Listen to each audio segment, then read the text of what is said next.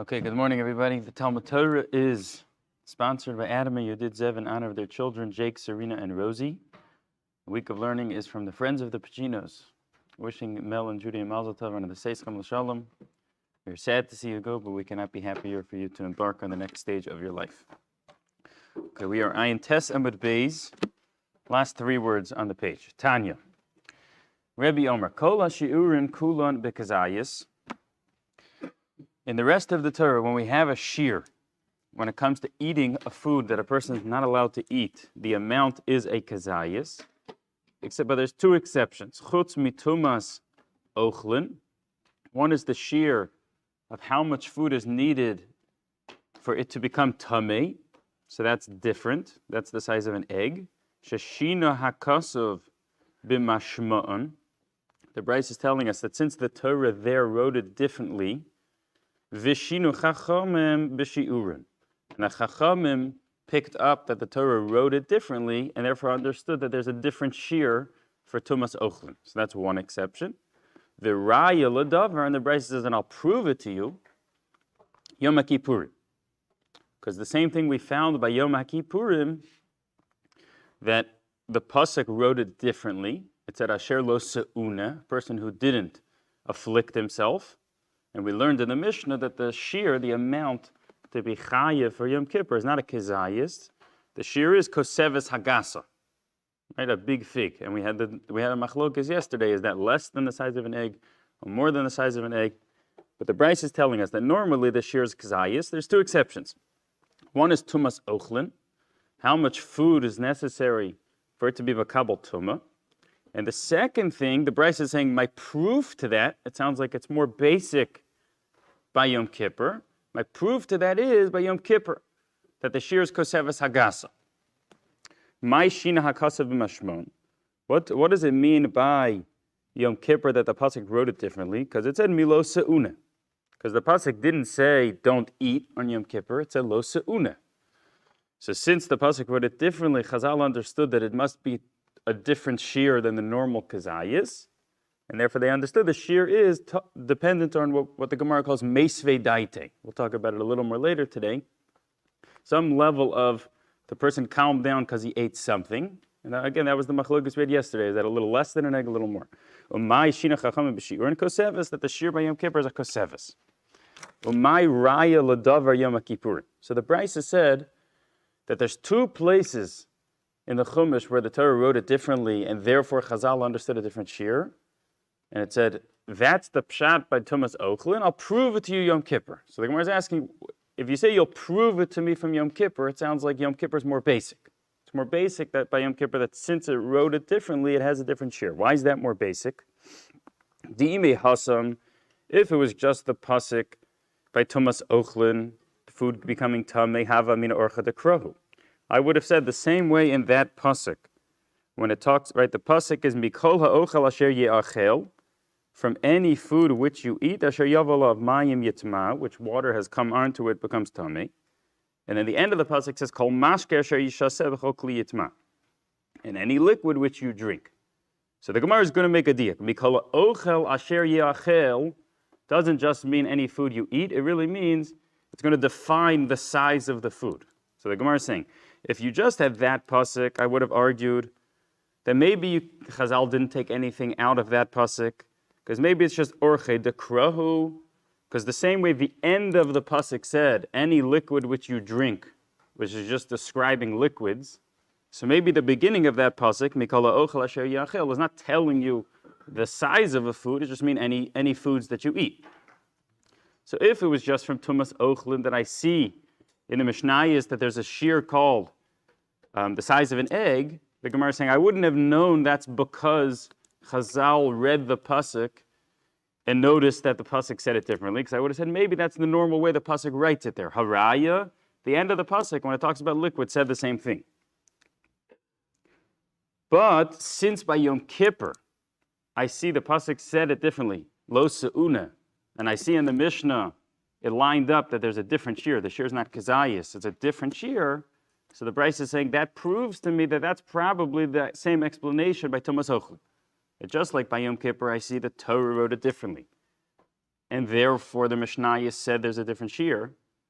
So if I have another place where I see by how much food does it need to be Makabel Tumah, I see the Pasuk wrote it differently. I wasn't sure if that's the reason, but once I see by Yom Kippur that's the reason there's a different shear, the Bryce is saying that's going to be the same pshat, the same explanation by Tumas Ochlin. Tumas Ochlin Kebei know, and how do we know?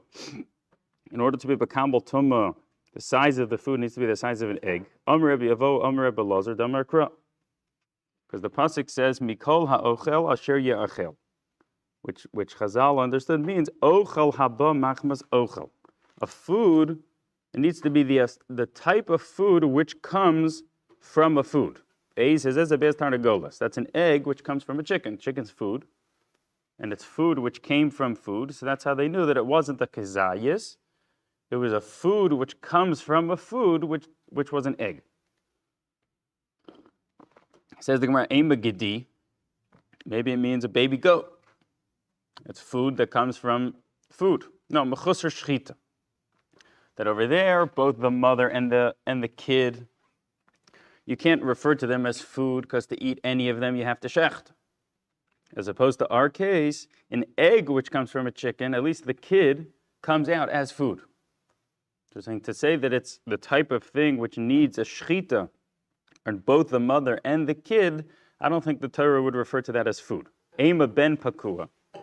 So ben pakua is if a person shechs and finds that there's a baby inside of the mother, so then it doesn't need a shchita. The kid does not need a shchita. So maybe it's a ben pakua. That you shechted a mother, found a baby inside, the kid doesn't need a shchita. So that would be called food. So maybe that's the size you need for tumas ochlin, for the food to become tummy. The Gemara says no toin kriya, but the halacha still is that a person can't eat it while it's alive. You have to kill it, and you have to take out the blood because you're not allowed to eat the blood. So it still wouldn't be right to refer to that as food because there's something that needs to be done to it. Ve'ema be'az bar yochni. Maybe it's the type of egg from a bar yochni, which Rashi says is a very big bird. So in other words, maybe it's much, much bigger than a chicken egg. Gemara says no tafasta meruba lo tafasta tafasta mua tafasta.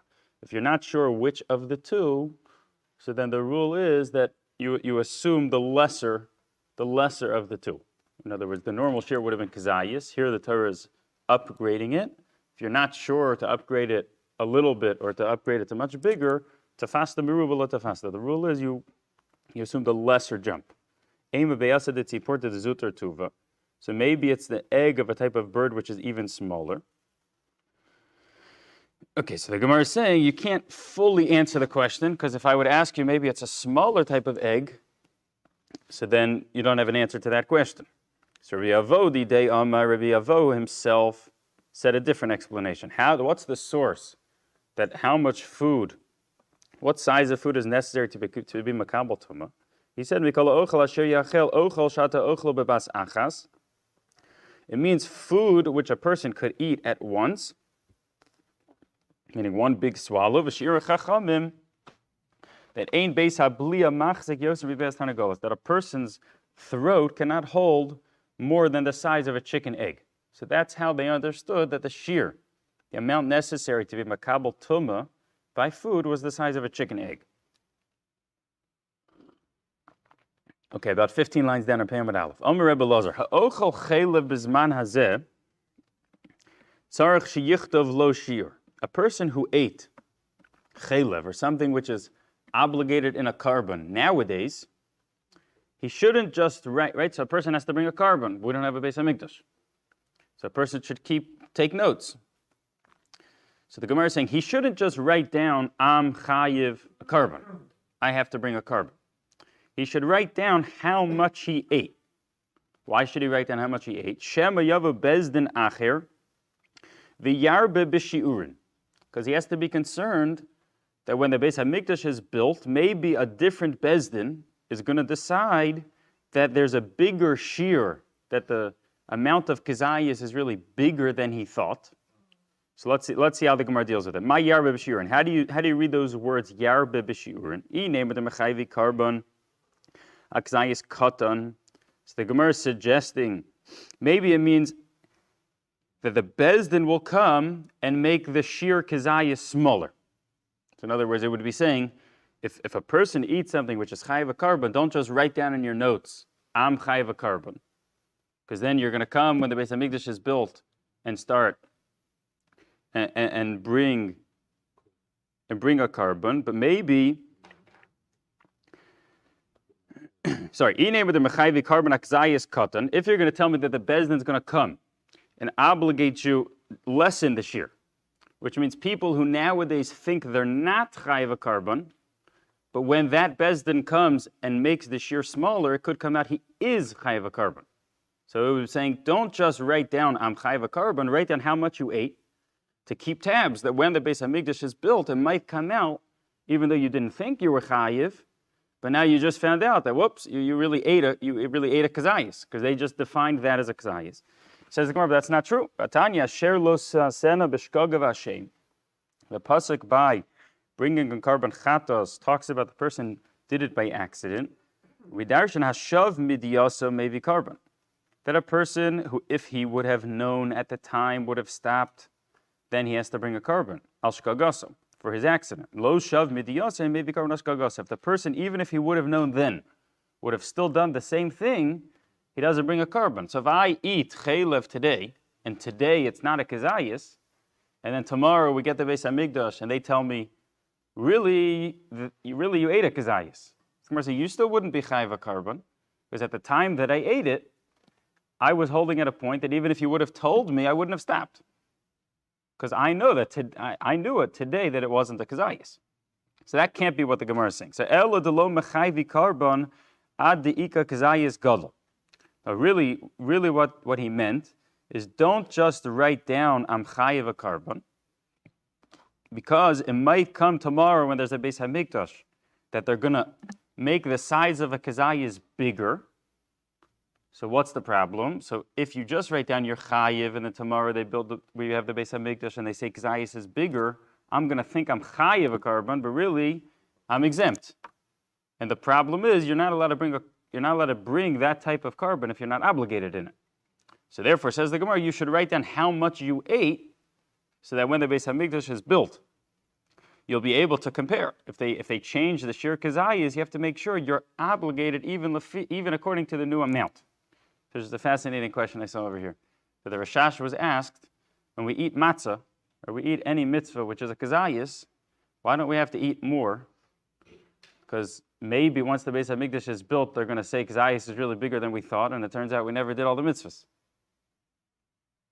Okay, so the Rashash is a fascinating thing. He says that if today it's a kazayis, so then you fulfill the mitzvah of eating matzah. All the Gemara is saying is, if when the Beis Hamikdash is built, right, I'm not bringing a carbon today, I'm bringing a carbon then. So if when the Beis Hamikdash is built and I'm ready to bring my carbon, and on that day they paskin, they decide kazayis is really bigger than I thought, then for me to bring it on that day would be a problem. But as long as I'm holding today, and my Rav tells me today that's a kazayis, so then that's fine. So I don't have to say, eat today more than a kazayis, because maybe tomorrow the Bezdin will say kazayis is bigger.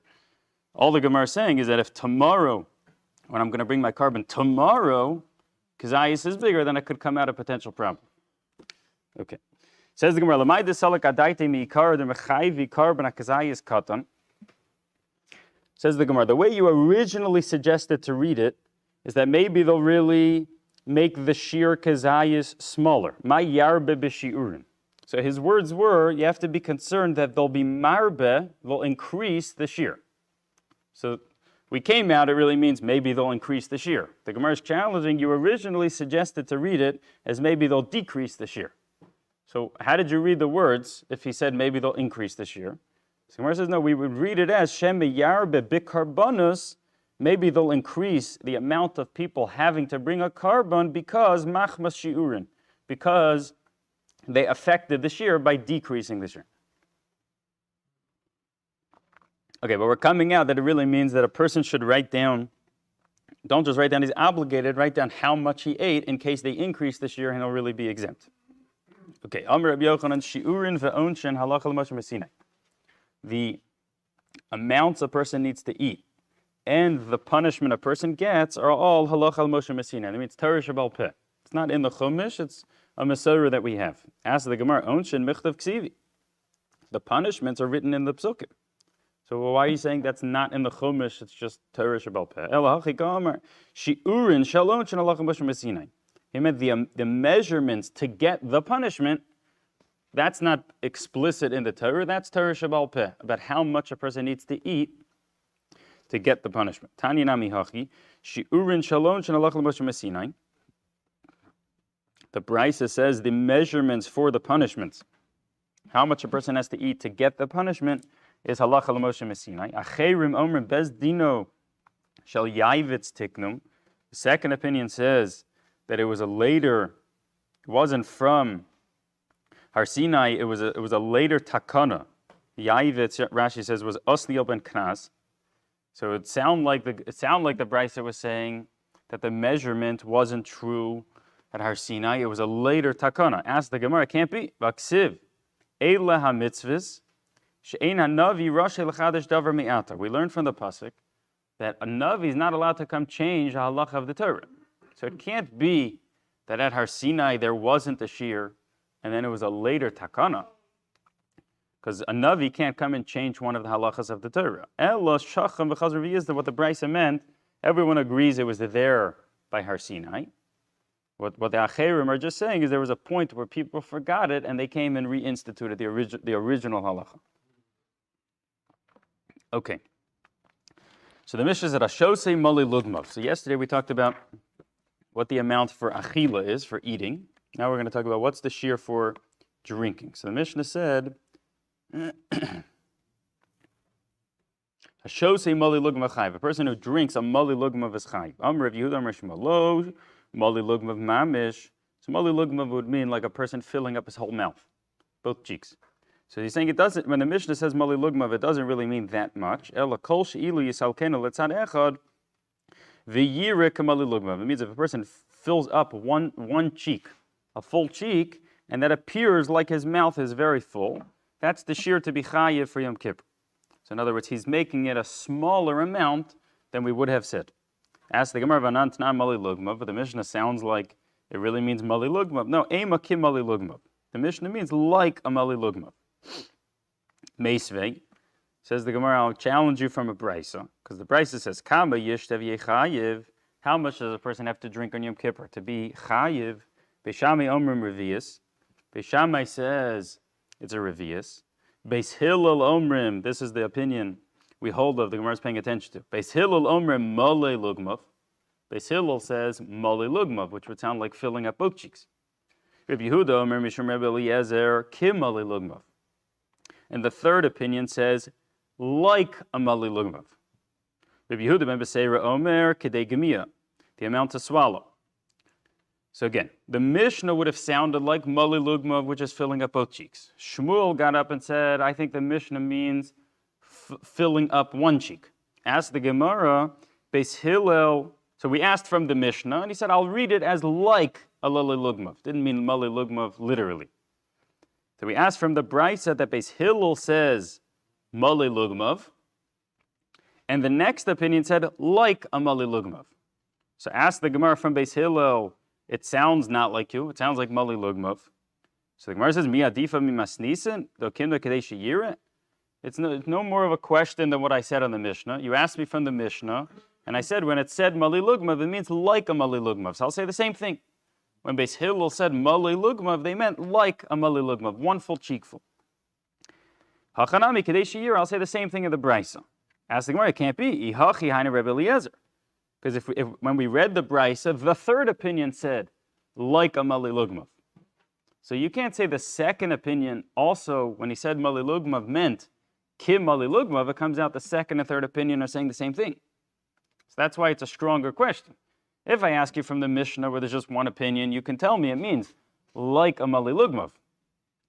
But if I ask you from the Brisa, which the second opinion said the words Mali Lugmav, and the third opinion said like Mali Lugmav, so if you tell me the second opinion also meant like a Mali Lugmav, it comes out you just made the second and third opinion the same opinion. Gemara says, no, Ika beinayu Mali Lugmav dachuk. I'm telling you, both of them meant like a Mali Lugmav. They were disagreeing how full the cheek needs to be. So there's still two levels. He's saying both of them don't hold. It needs to be a full the full mouthful. They're both agreeing it's one cheek. They're having a disagreement how full that cheek needs to be. Maskav leRavoshia im kain havale mikule beishamai or mechumer beisilo. So the Gemara challenges, if you're right that it means like a mali lugmav, then it'll come out. It's a leniency of beishamai, right? Beishamai said to be obligated, a person has to drink a revius. If Beis Hillel, when he says it, means like a mali lugmav, which is one cheekful, the Gemara is saying that's less than a revius. If that's less than a revius, it means Beis Hillel is being stringent, that he's going to say a person is chayiv easier than Beis Shammai.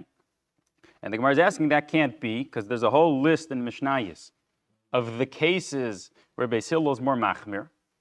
And if this is not one of the cases, it would sound like that Shas understood that here is another example of Beis Shammai being more stringent. But if you're going to tell me that when Beis Hillel says mali lugmav, they really meant kib mali lugmav, which means it's a much smaller amount. It's just the size of one cheek, then it can't be, because then it comes out that Beis Hillel is really being more stringent than Beis Shammai, who said revius, because that's a smaller amount than Beis Shammai shir. Gemara says, no, Amr le, top of Amud Beis, ki itchel be'og melech habashan itchel. No, the context of the brisa was talking about a big person, tahavulei Beis Shammai lechumra, because then Beis Shammai is a chumra, which means like this. If Beis Shammai says revius, that's a shear which is exactly the same for every single person. Okay, so whether the person's a small person, big person, revius is a finite measurement. If you tell me kim mali lugmav, like the size of your cheek, that means it depends how big you are. Right? A person who's smaller is going to be less liquid than a person who's much bigger. So the Gemara is saying the context of the brisa was talking about a big person. Beis Shammai was saying he's chayav for a revius. Beis Hillel saying he's only obligated if he ate the size of his one full cheekful. So for a big person, Beis Hillel is really being more lenient, because Beis Shammai would say he's obligated already by a revius, and Beis Hillel holds he's only obligated once he drinks the amount of his cheekful. If it's a small person, then it comes out the opposite. Beis Shammai is more lenient because you have to still drink a revius, and if a person has a smaller cheek, then Beis Hillel is more stringent and says you're obligated earlier. But the Gemara is answering the question by saying if the context of the case was a bigger person, so then it's right to say Beis Shammai was l'chumra, was being more stringent. Okay, maskef l'Rav Zera ma'ishna achila. Kol chad v'chad b'koseves, ma'ishna shtia kol chad v'chad b'didei. Rav Zera is saying it comes out an interesting thing. If we read the Mishnah, it said, how much does a person need to eat in order to be chayav for Yom Kippur? It said koseves. That means a size of a certain fig. But that's the same shear for every single person in the world. How much does a person need to drink? So our Mishnah said kim mali lugmav, which means the size of his cheek, of one cheekful. Now, we just said that depends on each and every person. So Reb Zeir is asking, why is that? Why is it when it comes to eating, there's every single person has the exact same measurement. If you eat this much, you're chayiv. And when it comes to drinking, each person has his own measurement.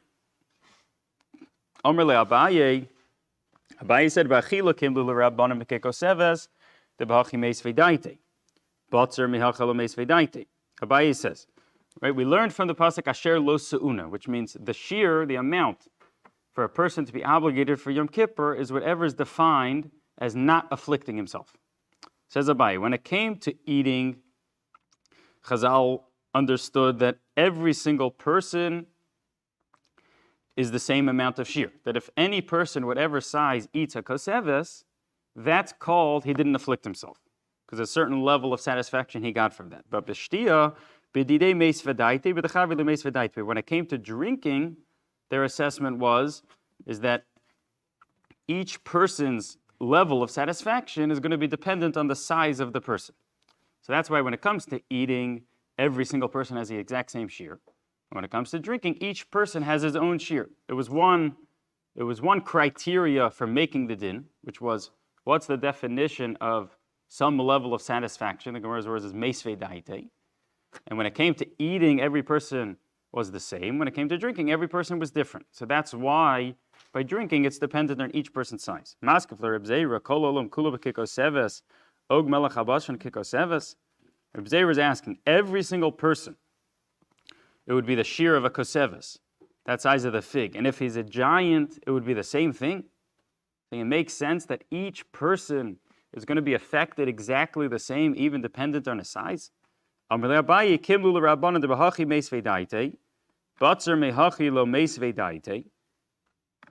said, yeah, that they felt that every person, if he eats a koseves, had some level effect. For a normal sized person, it has more of an effect. For Og Melech HaBashan, a very, very big person, it has less of an effect. But the Gemara is saying a fascinating thing. It's saying, if you eat less than a koseves, less than that shear, so the Gemara is saying, dependent on your size, a person for sure did not get meisvei daite, that level of satisfaction. Once it's that shear of koseves, so then each person got some level of meisvei daite, and dependent on the size of the person would be how much. But that's why every single person, the shear is exactly the same, koseves, and it comes out every single person, no matter his size, how small he is. If he eats less than that, it's not called meisvei daite. But if he eats that shear, if he's really, really big, it'll be a little bit meisvei daite, satisfaction, and if he's smaller, so then it'll be more. If you eat a nice, juicy piece of meat, which will give a person a lot of satisfaction, that's going to be the same as eating some type of like branches, some edible branches off of a tree. Because it doesn't sound logical that that should give the person the same level of satisfaction.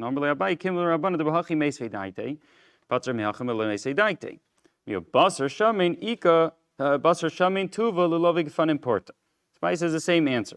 I'm not saying that if you eat the juicy piece of meat, you'll get as much satisfaction as the other thing.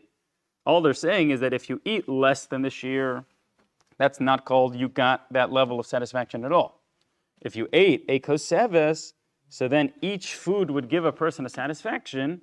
How good the food is would give a person a different level of satisfaction.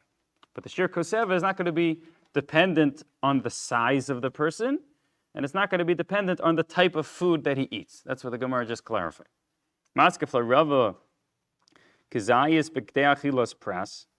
the Brisa says that if a person eats something where the shear, the amount to be chayiv is a kezayis, so he has to eat it within kidei achilas pras. Literally, it means like eating a piece of bread. It's a machlokas in the Rishonim. I mean, like the size of 3 eggs or the size of 4 eggs. So, like when we talk about shiurim and you hear different numbers thrown around, 4 minutes, 7 minutes, 9 minutes. That's all trying to define what's kidei achilas pras. So the Brisa says a kezayis. If a person eats something, which if he eats a kezayis of it, he's obligated, he has to eat it within kedei achilas pras, within that amount of time. V'koseves, and by Yom Kippur, b'kedei achilas pras, that a person needs to eat on Yom Kippur within the shear, within the measurement of kedei achilas pras, in order to be chayiv for Yom Kippur. So what Rav is asking is like this, that why is it, if a person eats a kezayis, so then let's just make up a number. Let's just say 7 minutes, just to make it easier. So if a person eats chaylev, something he's not allowed to eat, so he has to eat it within those 7 minutes. If he spreads it out over a half an hour, that's not to find that he ate a kezayis of chaylev. That's called he took a little bite and waited and took a little bite. Okay, so he has to eat the whole thing within the 7 minutes. And koseves, we learned yesterday, the amount for Yom Kippur is for sure bigger than a kezayis. Right? We had a machlok, is it a little less than an egg, a little more than an egg, but it's for sure bigger than a kezayis. But the Brisa said, to be obligated on Yom Kippur, you have to eat the whole bigger thing in the same 7 minutes. If you would eat it over a course of more than 7 minutes, let's say, so then you would not be obligated. So asks Rava, if when it comes to eating a little bit, the shear of defining eating it together is 7 minutes, so then shouldn't it follow that if you're eating a bigger thing, that shear should be expanded, should be a little bit bigger? In other words, why is it, when it comes to eating a kezayis, the amount of time you can eat it within to define it as one achila, 7 minutes. And when it comes to Yom Kippur, which you're eating more, it's the same 7 minutes. I would have thought that you should have more time to eat it because you're eating more food. So the Gemara says, Abai says the same answer. That since by Yom Kippur, the definition of eating and drinking is a person gets a certain level of meisvei daite, a certain level of satisfaction, he calmed down because he ate something. So therefore, in Chazal making the shir, they held it was the exact same thing, that it needs to be in those 7 minutes to be defined as meisvei daite. If a person eats it in more than that amount of time, as much as it's more food, but that's not called that he got that certain level of satisfaction. Maskef la Rava, Kizayis b'kdeachilos pras, Chatzi pras b'kdeachilos pras. So Rav is asking his same question again, that when it comes to, he's asking from a different case, but it's basically the same question, that when you eat a kizayis, you have to eat it within that shear, let's say 7 minutes of kdeachilos pras. When it comes to Chatzi pras, which is a shear given for if a person eats tamei foods to make his body tamei, so that shear is a Chatzi pras, which is much, much bigger. Rashi says that's the size of like 2 big eggs. But still, the Brisa says it's the exact same shear. Person has to eat it within the 7 minutes. So Rav is asking the same question again. Why would it be that if he eats a kazayas of something that it takes a kazayas to be chayiv, the shear is, let's say, 7 minutes, and when it comes to eating foods, which is going to make the person tamei, which you have to eat 2 big eggs, which is much, much bigger than a kazayas, it's the same 7 minutes. So Amalei Rav Papa Hanach Latuma Gvia Delav Dairaisahi. Now the answer to that question is that type of case is tumas gvia, which means to make a person's body tamei is not really a din dairaisa by tamei foods. The only time dairaisa a person can make his body tamei is the nevela of a oaf tahor, of a kosher bird. But when it comes to eating tamei foods, dairaisa that does not make a person's body tamei, and since it's only a din derabanan, so they were lenient that for the din derabanan to be in place, a person has to eat it very fast. So again, Rava was asking, if you eat more food, it should be the exact same amount? You have to eat it in the same 7 minutes? So the answer is, yeah, by there where it's only a din d'Rabbanan, so Chazal built in a leniency that it's only going to make a person tamei mid'Rabbanan if he eats it very fast. Mi amar Rav Papa hachi. Did Rav Papa really say that eating tamei foods doesn't really make a person tamei d'oraisa? It would sound like the way to read the pasuk is that it's saying that it makes a person tamei. And Rav Papa said, "Mikansha tumas gvia d'oraisa." And we have a statement from Rav Papa seemingly saying that from that pasuk you learn that if a person eats tamei food, it makes him tamei mid'oraisa. My answer is no, mid'Rabbanan kras machta ba'almo. But that statement of Rav Papa didn't really mean it's a d'oraisa. It's really a d'Rabbanan. And what do we use that pasuk for? So Rashi answers that the Gemara earlier really used that pasuk for a different thing. Okay, so he says, so just to summarize, what we're saying is that when the Mishnah said the amount to eat for Yom Kippur is to eat the shear of a koseves hagasa. To be chayiv kares, for eating on Yom Kippur, a person has to eat the size of a big fig. So that is the same exact shear for every single person in the world.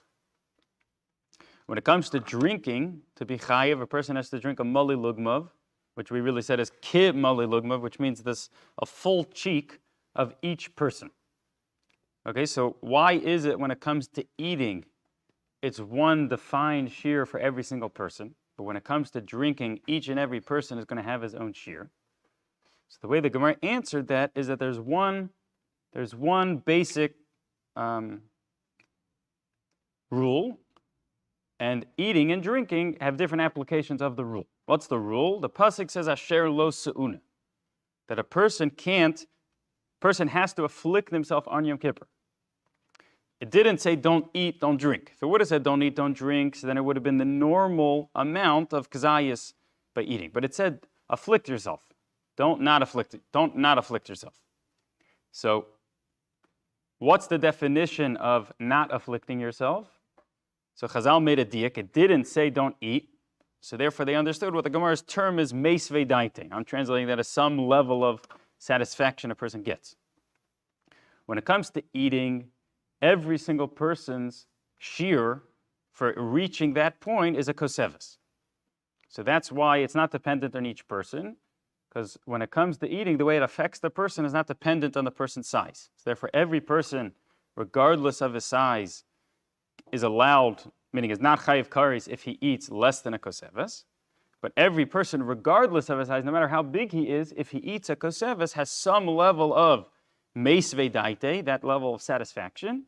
Therefore, he's going to be chayiv karis. The Gemara is saying if he's really, really big, it'll be less. If he's smaller, it'll be more.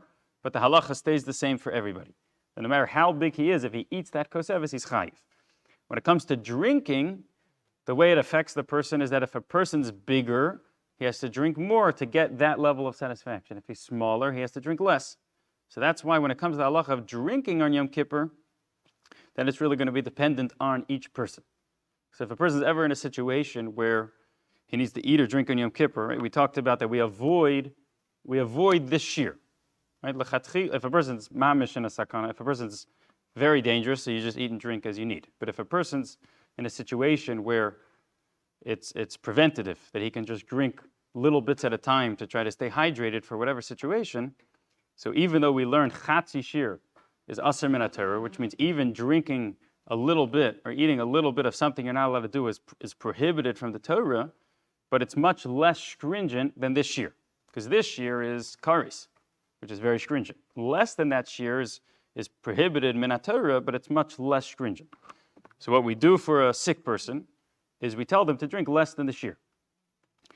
So what we're saying is that if a person has a question, each rabbi will have his own way to determine exactly what the shear is. But a person can have a situation where he'll be told before Yom Kippur to measure out the size of his cheek. Because for each person, we're learning that each person really has a different shear.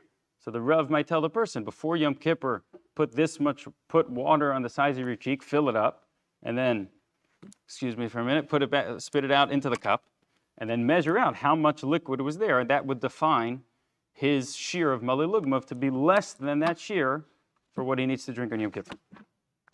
Okay. Says the Gemara by the two dots. Amar Rav Papa, Achal umtza. Okay, so the Mishnah told us that if a person eats and drinks, they don't add up together. If you eat any foods, that adds up to be chayiv. If you drink any drinks, that adds up. But if you take a little bite of a cracker and you take a little drink, that doesn't add up. It's two different tracks.